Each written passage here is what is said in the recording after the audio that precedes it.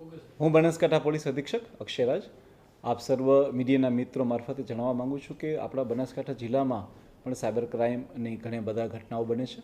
આ જે ઘટનાઓ બને છે તેમાં જે મુખ્યત્વે જે ફ્રોડ હોય છે તેમાં કોઈને કોઈ માણસ જે છે એ કોલ કરી અને ઓટીપીના પાસવર્ડ મોકલવા, કોઈ લિંક મોકલવી, આ ઉપરાંત જે છે OLXની વસ્તુ મારફતે કોઈ કરાવવું, KYCનું ફોર્મ ભરાવવું કે આવી બીજી કોઈ લિંક મોકલી અને અલગ અલગ રીતે આપણા જે માણસો હોય છે કે જે લોકો શિક્ષિત પણ હોય છે ને ઘણા કિસ્સામાં જે લોકો ઓછું ભણતા હોય છે તેમને બી ડરાવી ધમકાવી અને પોતે કોઈ અધિકારી છે તેઓ બી ખોટો રફ જમાવી અને આ હાલના સમયમાં AI ટેકનોલોજીનો યુઝ કરીને ઘણા બધા સાયબર ક્રાઇમના અપરાધો બનતા હોય છે.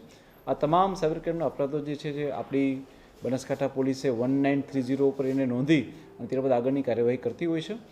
હું લોકોને જણાવવા માંગીશ કે તેઓ આ સાયબર ક્રાઇમના શિકારનો ભોગ ના બને. આપણા બનાસકાંઠા જિલ્લામાં અત્યાર સુધી પોલીસ દ્વારા આવા લોકોની રકમને રોકી અને 2 કરોડ જેટલી માતબર રકમ જે છે એ લોકોને પાછી આપવામાં આવેલી છે.